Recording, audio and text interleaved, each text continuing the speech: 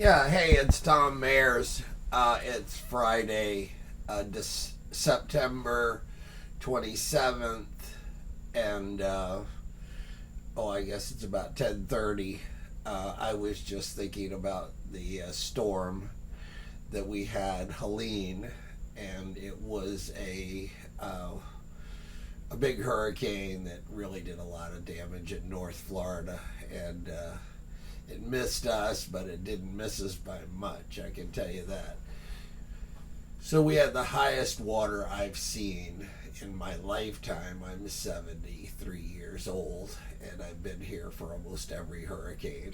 And so I'm just talking about our property here at Land's End, and I was thinking, people had said, what can you do? What can we do different?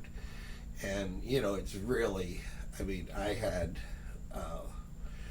I'm guessing 4 feet of water in my bedroom, 3 feet of water to 4 feet of water in my bedroom, and my bedroom is elevated, so that means that in some of the house the water was 6 feet. So anyway, it's just one of those things that's pretty incredible. You can't ever imagine it. You always base things on what empirical knowledge. You say, well, I've seen it when the water was, a foot high in my living room. So this time it was like,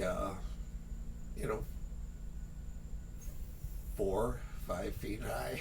It's pretty high. If it's in my bedroom that's elevated 2 feet, if it's up, 3 to 4 feet in my bedroom, I would say in my living room it was easily 5 feet. But, fortunately I had somewhere to go, but I was out in the, trying to do things, and I know it's not a good idea, but I tried to save things, but it didn't work. And there's no way to plan for, chaos, and a really catastrophe is what it was.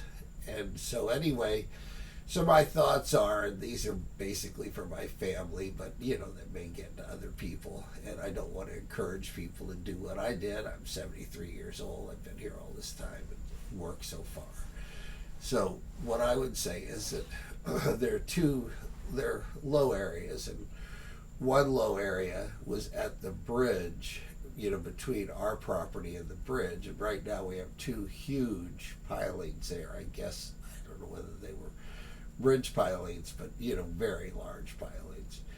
And they were lifted up and moved by the wall of water that came in. And the wall of water, I swim a lot, and it's pretty typical when you swim in an area in the bay that the water comes in and it goes out, and it kind of can do the same thing at the same time. Be coming in 1 minute, it's so strong that you have a hard time standing up, and the next thing you know, it's within 5 minutes it's changed and it's going the other way, and it's hard for you to stand up there. So, I'm saying this is what I noticed. The physics of this water moving was that it was actually pulsing. It would come in and it would go out. And there were all kinds in our yard. We had put, done dock work and had dock pilings that were used as borders for our parking areas. And, just because we had leftovers, but all of these became like projectiles on this water that was cursing around our property. It was like I would say 4 feet of water, something like that. I was out 3-4 feet of water across the main property, and on top of this water was these just pilings that were just like projectiles. And then the biggest projectile of all is my 54-foot Clark Mills design Commodore Monroe style boat. It's a shallow draft boat, and it's been sitting there for a long time. But friends of mine who are knowledgeable said, you just be careful of that boat. If you ever get high water, it will knock your buildings down. And so I took their advice and I put some good heavy rope, I guess it's about 1 inch rope, 3/4 inch rope.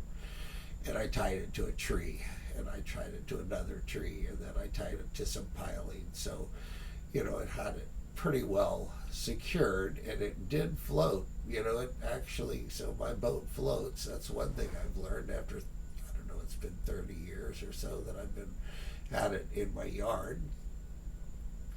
And so anyway, the idea that I had was that, the front door of mother's house, my mother's house is kind of a spectacular house, and it just blew out. I mean, whether it was a projectile, whether it was one of those pilings, and if it's not your piling, it could be somebody else's piling that just lives down the way. So the piling could have gone through, but it went in and it knocked the front door of the house out, and then with this pulsing action, it would come in and then it would go back out. And when it went out, it took like furniture, it took every contents of the house, the most crazy things you see. And at my mother's house, it was like, I would say 4 feet easily. I mean, I was out working today, and I guess you're not supposed to be out working, or you're not supposed to be here, because this very, official looking guy that looked, real fit and like he would be a good person to be a rescue guy.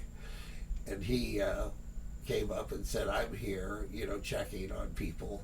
And I thought, well, what a good person to have checking on people. He looks fit, ready to help. And he said, and I told him, I said, I'm the only one crazy enough to stay here.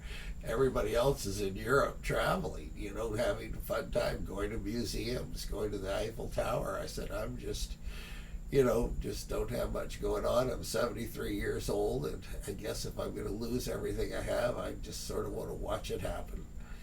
So fortunately, I didn't lose everything, but I lost a good amount. I lost my TV. I had a new TV that I'd spent $2,000 to get, not the ultimate TV, but a good one. And we tried to put it up, and we put it in a way that you think, okay, well, this in past hurricanes, it didn't go any higher than this. And they, it was actually what they predicted. They said it was like going to be a, 4 to 8 foot surge. And, I think optimism is, a biological imperative. So I'm basically optimistic. So I just thought, well, 4 feet, not 8 feet. Well, I don't know what it was, but it was pretty high.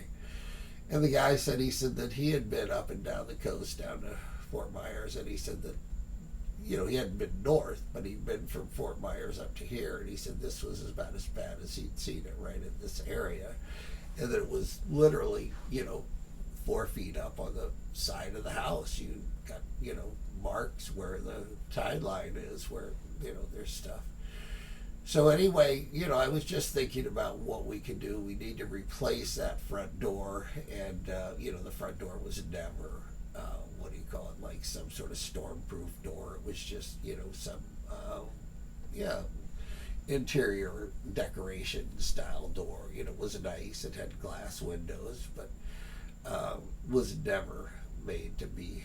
So, when you replace that door, we're just trying to think of what they could do to make it, more, storm worthy or whatever. We have pretty strict requirements.